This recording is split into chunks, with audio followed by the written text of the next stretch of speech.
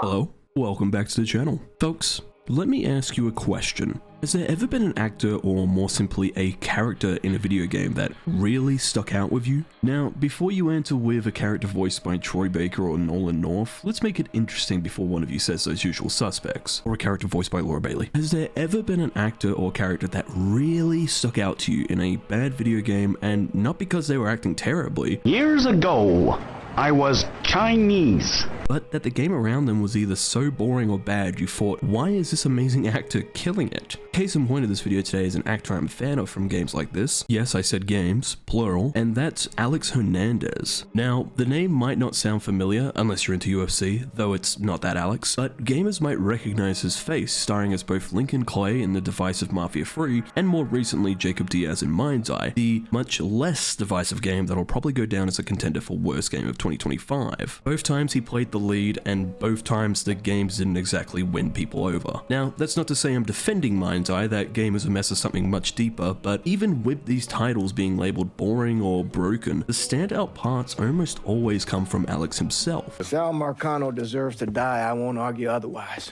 Kill him. But let that be the end of it. That's not enough! It's enough if you say it's enough. I know what Sal did to you, Lincoln. But nothing you do will bring any of them back. This isn't about bringing them back, or even exacting some street justice. It's about making that bastard feel what it's like to lose everything. Watch as I take it all away from him. Oh, God, it's so good. Mafia 3 was often seen as a dull open-world game that didn't need to be this massive. The world felt dead and was a broken sandbox just held together with Gorilla Glue and Lego bricks. But it did have a strong revenge story underneath. You played as Lincoln Clay, a Vietnam veteran who comes home only to lose the family he grew up with to people he thought he could trust. What follows is a revenge story about building your own family and taking the city back from the mob that ruined your life. Gameplay-wise though, it's rinse and repeat and a perfect example of what not to do in open world games. Unless of course you add variety, that is. Mafia 3, however, does not. Clear outposts, take territories, grind through side content until you hit the next story missions. But those story missions, thanks to Alex's performance and Hangar 13's writing team, are what holds this game together. He gives Lincoln Clay real weight and pain throughout the story missions. Honestly, thanks to it, I think Mafia 3 taught Hangar 13 a lot. You can see it in the Mafia 1 remake and Mafia the Old Country. Both were much tighter and better games compared to Mafia 3, even though Mafia 1 still kept that stupid fucking racing mission and that piece of shit racing. Fuck that mission! If you want to check out Mindseye now on PlayStation 5, Xbox Series X and S, and PC, Epic Game Store and Steam, feel free. After Mafia 3 though, Alex didn't return as a lead for a while, though he still showed up in supporting roles for some games. David Garcia in Telltale's The Walking Dead Season 3, and Eli Nabel in Batman the Enemy Within. I think I'm saying that last name right? I don't know, sue me. But finally in 2025, he came back as a lead, this time as Jacob Diaz in Mindseye, the debut game from Build a Rocket Boy led by ex-Rockstar producer Leslie Benzies. And saying this game was broken is an understatement. Mindseye launched worse than Cyberpunk 2077 did. I don't remember Cyberpunk characters ever looking like they crawled out of a Vine Source Vinny stream. Just thought I'd come back. It wasn't just a crash fest either, it came with reports of crunch culture, with workers doing at least 8 hours of overtime a week. And after all that, the game released and went by like diarrhea in the wind.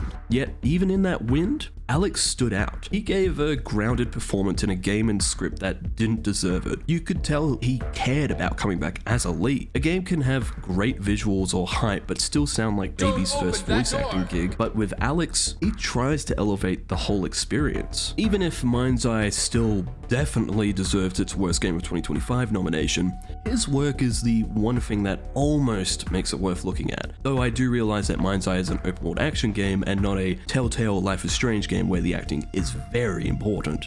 That isn't me in the picture. I swear. Yes it is, Max. It's Photoshop. A deepfake, maybe. I don't know.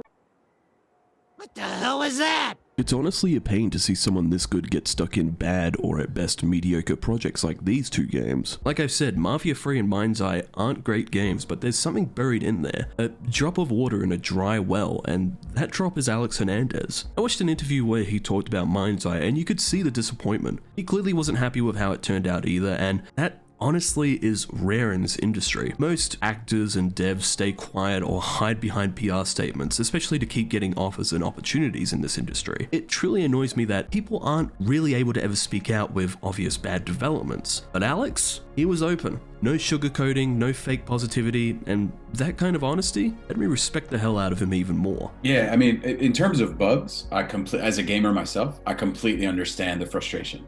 Like, there's no...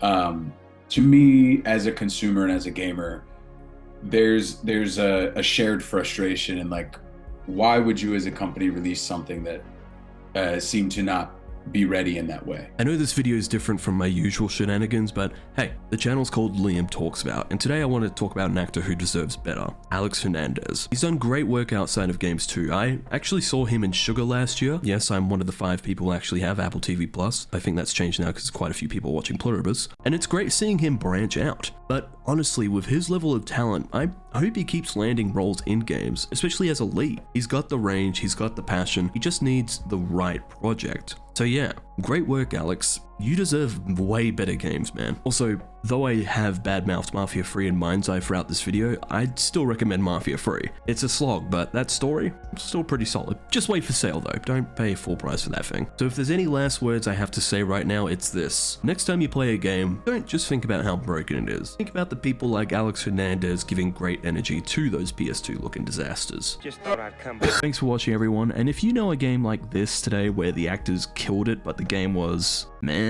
let me know down below, and I hope you all enjoyed this video, and I'll see you all for the next video real soon.